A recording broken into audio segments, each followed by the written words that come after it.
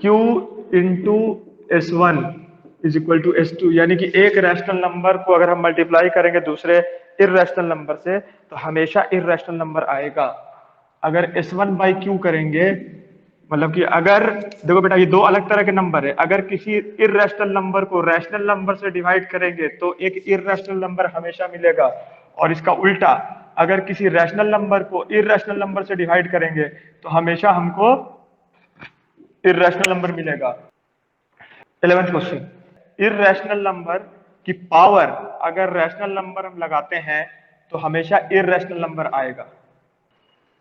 देखो बेटा पहला क्वेश्चन, मतलब 8वां क्वेश्चन, देखो Q को अगर मैं ले लूं 0 तो Q इंटू कुछ भी हो ये आंसर आएगा क्या, 0।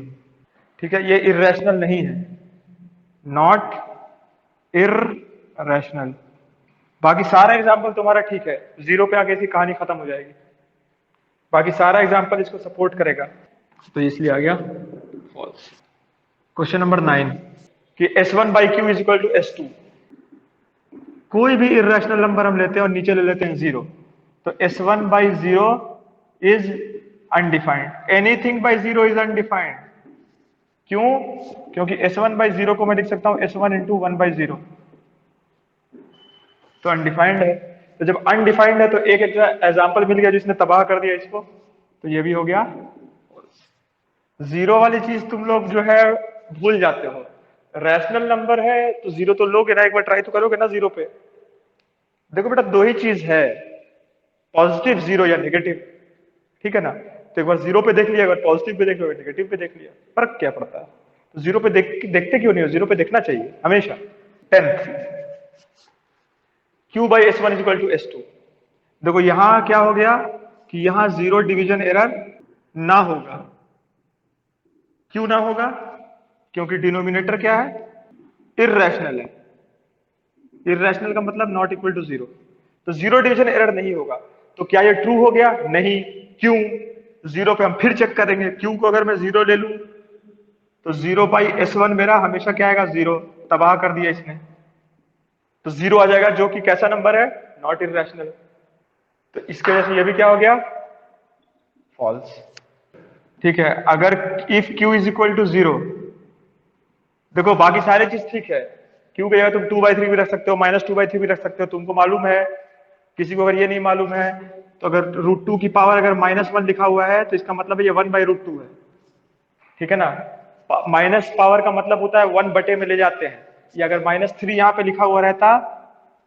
अच्छा मुझे बस इतना बता दो, उसके बाद मैं इसको डायरेक्ट जिसकी वजह से फॉल्स हो रहा है उसकी वजह से लिख दूंगा।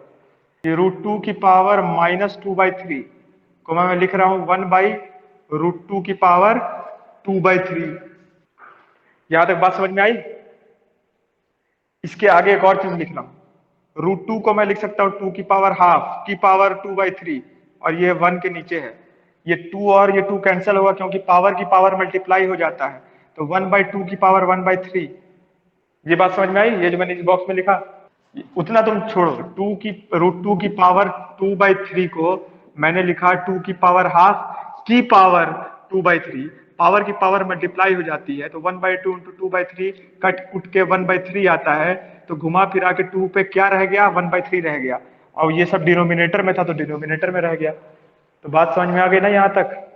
2 की पावर 1/3 को मैं क्यूब रूट ऑफ 2 भी बोल सकता हूं, ये भी बात समझ में आ गई होगी, ठीक है। 1/√2 को मैं लिख सकता हूं पूरे का क्यूब रूट, ठीक है। ये बस सॉल्विंग टेक्निक्स है, कोई बहुत बड़ी चीज नहीं है, फिजिक्स में बहुत काम आएगी, मैथ्स में भी काम आएगी। फिजिक्स में जो पीसीबीएम के बच्चे हो यहीं पे बेचारे जो है ना उनका हॉर्न बच जाता है कि सर ये क्या आ गया, आप क्या करूं, ठीक है। तो क्वेश्चन नंबर 11th का जो सड़ी मछली है वो पहले ही लिख देता हूं कि if Q is equal to 0, ठीक है, तो S1 की पावर 0 इज इक्वल टू 1, क्योंकि एनीथिंग की पावर 0 इज इक्वल टू 1। 12वां क्वेश्चन, तो Q into S1 is equal to S2। आगे बेटा ये वाला साइन का यूज हो रहा है, वेयर या for all Q not equal to 0। अब ये ट्रू है या फॉल्स है ये बताना है। Question number 13, Q by S1 is equal to S3 for all Q not equal to 0. Number 14, S1 by Q is equal to S2 यार, for all Q not equal to 0, यानी कि non zero rational number include कर लिया। Question number 15, ठीक है, S1 to the power of Q is equal to S2 for all Q not equal to 0। अब बेटा इन सब का आंसर मुझे तुम बताओ, 1 मिनट का टाइम दे दो, ठीक है। तो ये तो जाहिर सी बात है यार, ये जीरो नहीं होगा तो पक्का जो है ये इतना कंफर्म समझ लो कि अगर एक रैशनल नंबर मल्टीप्लाई होता है इररेशनल नंबर से, या इसको इंग्लिश में ऐसे सोचो, the product of an irrational number with a non zero rational number is always irrational. बेटा यहाँ पे जीरो डिवीजन एरर तो हो ही नहीं सकता है क्योंकि S1 नीचे है, अब ऊपर वाला भी जीरो नहीं है। तो अब मुझे तुम ये बताओ कि 1/√2 को मैं रैशनलाइज, अगर ऊपर 1 ले लिया नीचे √2 ले लिया, तो इसको रैशनलाइज करते हैं ना हम लोग, तो √2/2 लिख सकते हैं ना। ऐसे छोड़ा जा सकता है, ये भी आंसर ठीक है।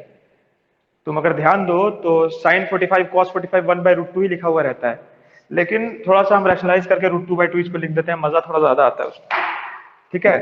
सिर्फ इतना नहीं, अब तुम लोग को बचपन से ये भी बात मालूम है कि एक रैशनल नंबर इररेशनल नंबर को जोड़ने से ये इसको भी मैं रैशनलाइज करूंगा, ऐसे कभी नहीं छोड़ूंगी, ठीक है।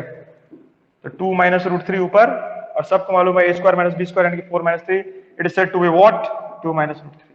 अब आ जाओ दूसरे क्वेश्चन पे, तो ये ट्रू हो गया क्योंकि हमेशा होगा ऐसा, ऊपर जीरो तो ले ही नहीं सकते हैं, जीरो ले रहे थे तब ना पाप हो रहा था पिछले बार, इस बार पाप नहीं हो पाएगा, नीचे वाला जीरो तो हो ही नहीं सकता है। तो भैया नीचे अगर मैं 1/2 लिख दूंगा तो क्या हो जाएगा, ये 2√2 आ जाएगा।